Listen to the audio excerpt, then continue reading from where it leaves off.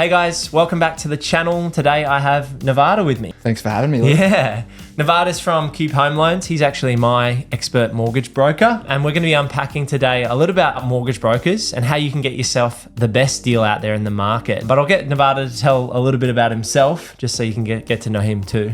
Yeah, awesome. Thanks for having me, Luke. Definitely appreciate you having me on the channel. Yeah, so I've been in finance for 5 years from a business called Cube Home Loans. We have 9 brokers in our business. So one of the big benefits there is we're able to sort of specialize in working with the type of niche of clients we like. And I love working with people who have investment properties and property investors. Also business owners is another passion of mine as well. Yeah, and I think we crossed paths at the right time. I've worked with a bunch of different banks and brokers over the last, I would like to say decade. I'm coming up to a decade soon, but I think we were a really good fit. We had a chat. Our portfolio was slowly expanding and we were looking to go to the next level. And Nevada and the guys at Cube Home Loans have definitely taken our portfolio to the next level. If you've been following on the channel, you'll see that we've bought a couple of houses this year. We sold another house to free up some finances, get rid of some debt, get some cash back. And so I think it was just good timing for us to connect. And now our businesses are forming a bit of a partnership together where our clients can work with Nevada and their team on the broking side. And then if you're looking for property expertise and you're looking to buy in Southeast Queensland, you can come and work with us. So I guess to kick off, let's just start talking about how you work with a broker. What's the process like if someone wants to start and talk about their finances? So when picking a broker, because I think as an industry where there's a lot of good brokers out there, you know, we're not the only good operators. First thing I'd look at is always looking at reviews. You know, that's a good place to start, get a good indication. When you're chatting to brokers, you know, interviewing them, finding out, I guess, what their area of expertise is or what their specialty is. There's a lot of brokers which specialize in first home buyers, for example. Yeah. And I love dealing with first home buyers as well, don't get me wrong, but their main focus may not be expanding a portfolio, or they may not have the, I guess, experience in that particular type of deal. So yeah. I've certainly had issues when we were building our portfolio. We got from properties 1 to 2 and 2 to 3. Yeah. And there's actually a big broker in Australia that we worked with that we thought were going to be great, but they ended up dropping us through that finance period. And I had to go back to CBA directly to get the finances because they were first home buyer targeter. And we just didn't realize from the marketing and the videos that they were making that was all they really did. Yeah. So working with a broker who's worked with people, like I can say that Nevada's looked at my entire portfolio. We've got around 7.5 mil of property at this point. And so I can vouch for these guys going, hey, you've got the experience to get us not just from 1 to 2, 2 to 3. We're sitting at 5, maybe 6 properties in the near future. And so you've got that experience. Yeah, exactly. And I think it's a good fit on both ends too. Like it's you're the type of client that's an ideal client for us. So when we're sitting down, you know, it's ticking all the boxes on our end as well. And forgetting the professional, you know, policies and knowing know-how and all that sort of side, it's also personally getting along and trusting the person you're working with is a big part. Yeah. Working with your broker, if you're buying lots of properties, there's a lot of conversations along the way. And a lot of, you know, sometimes difficult conversations if there's things going wrong that need to be sorted. So you definitely want to trust the person on the other side that they're telling you, you know, the reality of the situation. Yeah, you're getting a straightforward answer. When you ask the direct question, I ask Nevada a lot of direct questions. Yeah. I go, mate, how much more borrowing capacity can I get? Which bank's going to give me the money? You know, I want to pull equity because I want to use these funds to build a granny flat over here or buy another property over there. You can say, yep, we can do that. Or it's going to take a bit of time, or you need to save a bit more money. You'll give me the direct answer, whatever the solution is. Yeah, sometimes the answer is, let me check and I'll come back to you. Yeah, that's right. Yeah. You guys obviously work with a large number of lenders. Yeah. So obviously, if people decide that they've had a chat with you and you are the right broker, what's that process look like in terms of vetting with different lenders? So one of our advantages is we have a big panel of lenders. So 60 plus lenders available to us to consider any time. So the analogy we use in our business is the first point of the process is us getting an idea of your circumstance. Yeah. The better we understand someone's circumstances, financial situation, the more detailed, the better. You know, if you don't want any surprise credit cards or car loans down the track, it's always good to be avoided. But that's the first step, is getting an idea of current circumstances and then the person's objectives, what they're looking to do. Next, the analogy I use is we walk you into a hallway with our panel of lenders. Mm-hmm. We explain those circumstances to those lenders, and based on that, some lenders shut their door and become unavailable. Yeah, you might not have some options.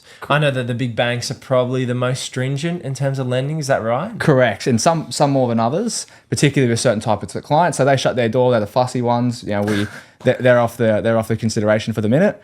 out of the doors remaining open, my job is then to consider those options, look at the rates, fees, features, all those critical components. Often speed of assessment is a big one at the moment as well.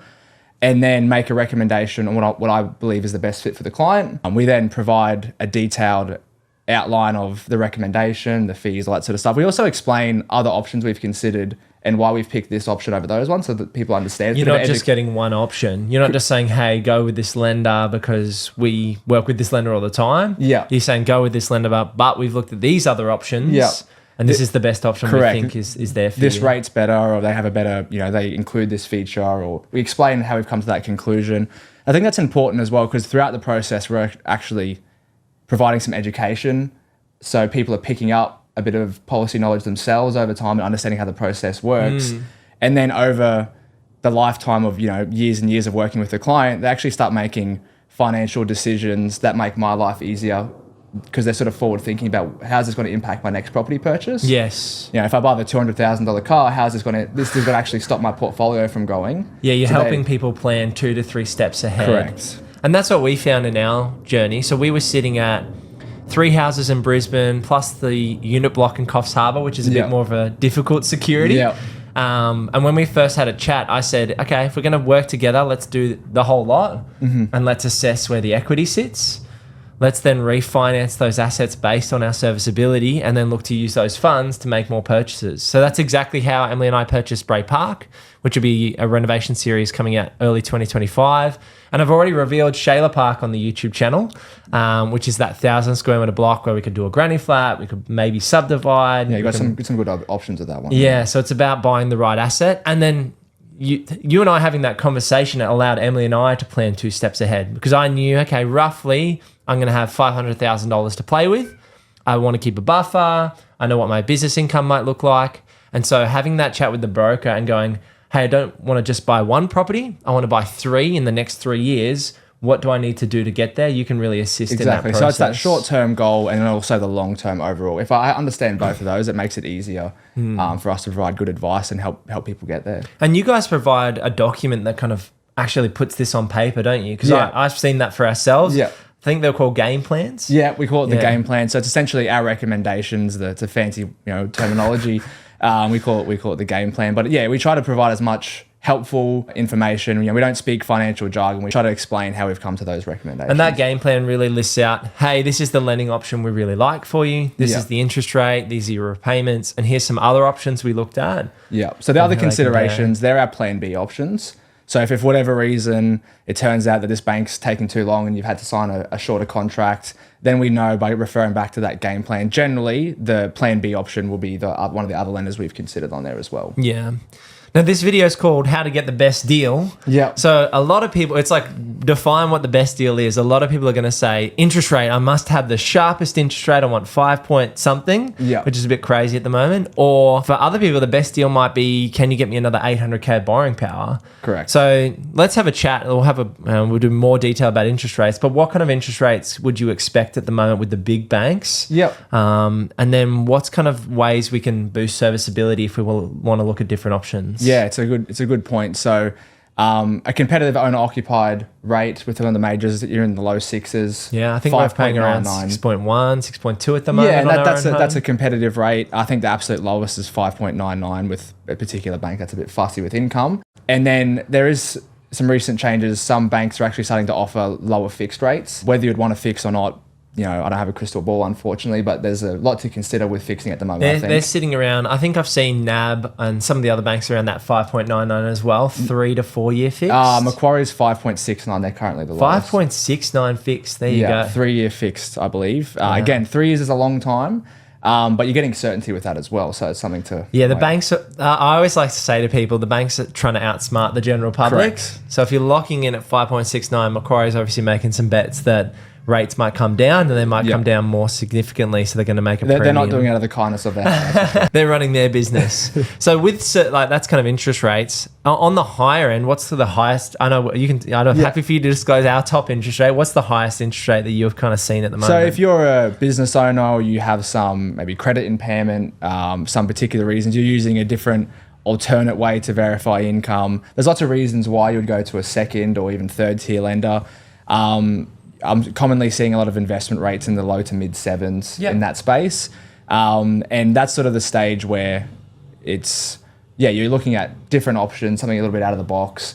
Still can be a good option and a good play to sort of acquire a property or do something with it. But yeah, there's a reason, I guess, you go into that space. You've got a premium because of the alternate lending or because of the boosted borrowing capacity. I think our top rate's probably 7.74. Yeah. But I always say to people, that's one loan across our entire portfolio. And sometimes it's a parking bay too. Like, it's not generally those lenders that you stick with for 30 years. That's right. So sometimes it's parking it in there. That's a good way to describe it. Yeah, while you're waiting for your financials Just pulling to get in, completed. sitting in here for a year or two. Correct, because you wouldn't want to sit there. So it's, we're actively, when we're putting clients to those sort of products, we're actively revisiting it.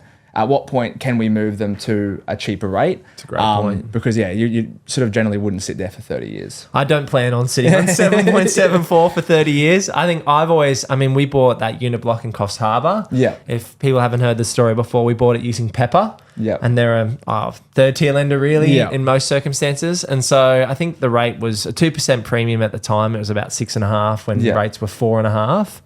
But the difference being that we were able to get boosted borrowing power.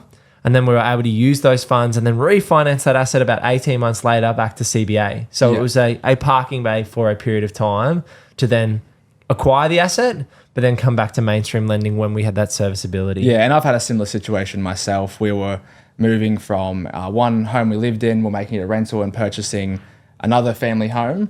The accountant was dragging their feet with getting the tax returns done, so I used BAS statements in lieu of that while the accountant was preparing those.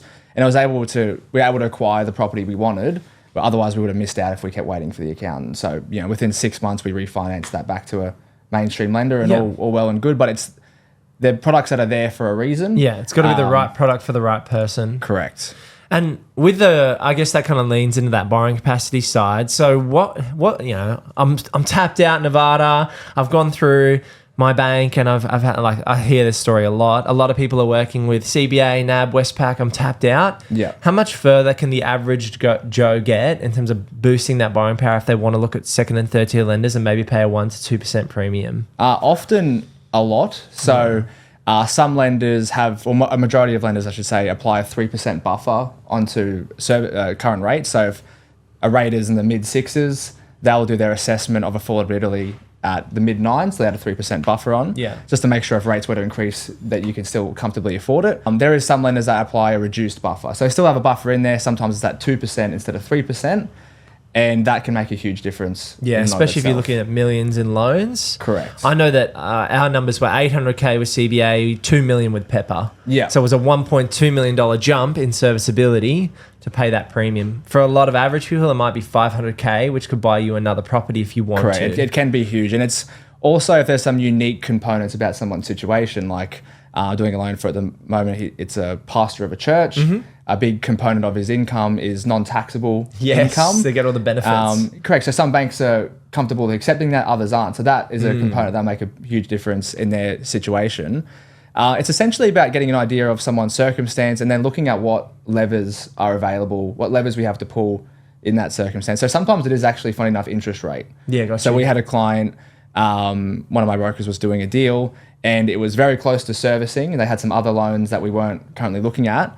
The thing that got it over the line was actually negotiating the current lender on those other loans we weren't touching and getting those rates reduced. Yes. And that was what made the difference for this new purchase to work. Yeah. So interest rates, one lever, loan terms, any sort of personal debt, credit cards, car loans, anything like that. Really, it's all about optimizing the entire portfolio and getting you the best deal, not just on this loan, but across the board. Correct. To set people up. One major change in policy with banks at the moment is, as you know, there's HEM, which is household expenditure measure, which is essentially the living expenses that banks will factor in for certain people's circumstance. Your baseline. Correct. Yeah. Historically, most lenders were adding body corp and strata costs on top of HEM. So that was an additional... Oh, really? On top? That was an additional cost. Things even like private school and health insurance also all sit outside on top of HEM. So they impact borrowing capacity. A fair few major lenders have recently started including strata costs and body corp inside of HEM, which is a more accurate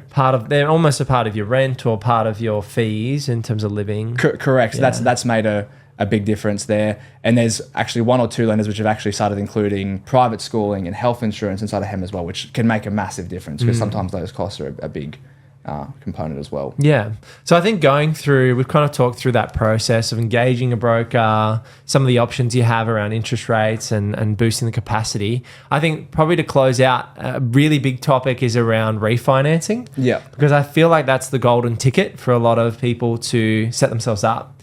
And so if I'm wanting, I know that for Emily and I, if we hadn't been able to work out how to equity refinance against either your own home or investment properties, we would have gotten stuck. There's no way we would have saved 300 grand at a time. Yeah, it's a bit of change to save. Yeah, that's right. Getting the before tax dollars and getting that deductible debt is really important. So how can you guys help people when it comes to refinancing? What does that refi process look like? Yeah, so there's obviously a few reasons why people could refinance, or the objective is often to reduce an interest rate or cash out funds for some other purpose. Pull out that equity so you can potentially look at renovating, granny flats, renovations, further investments, deposits. Correct. So we, if it is a 2-stage process where we're looking at, pulling out cash for a deposit to acquire another property, we make the plan for cashing out the funds at the same time as we make the plan for what that next purchase is going to look like. Yep. You don't want to cash out funds and then you can't do anything with it. So it's about looking at that overall plan again. A big one at the moment is a lot of people also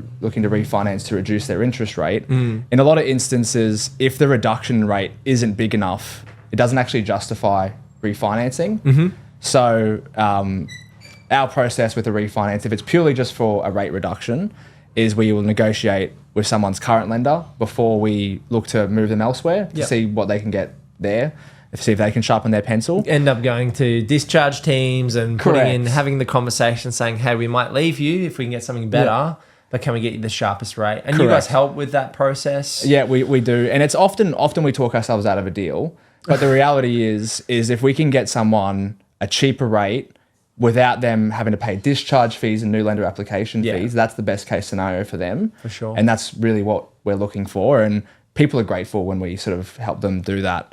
Help them get the best outcome for them, because at the end of the day, for most people, if you're investing in property, it's a business. Yeah. And if it's your own home, of course you want the best rate as well. You don't want to pay a bigger mortgage than you have to. Yeah, exactly right. And then sometimes just say we get someone in an owner-occupied property to 6.1, and there's a lender that offers 5.99. Depending on the size of their loan, once we factor in the cost to move, it may not actually be in their best interest to move. Yeah. So we may just say, even though there's a slightly cheaper rate, we recommend you stay put, because when you factor in the cost to move, it's you're not actually benefiting as much. There's more fees, and I know there's wealth packages out there. Yeah. You've got to factor everything in. Correct. And the time and effort involved just to get yourself a 0.1% better rate. It's not always worth it. 100%. Yeah.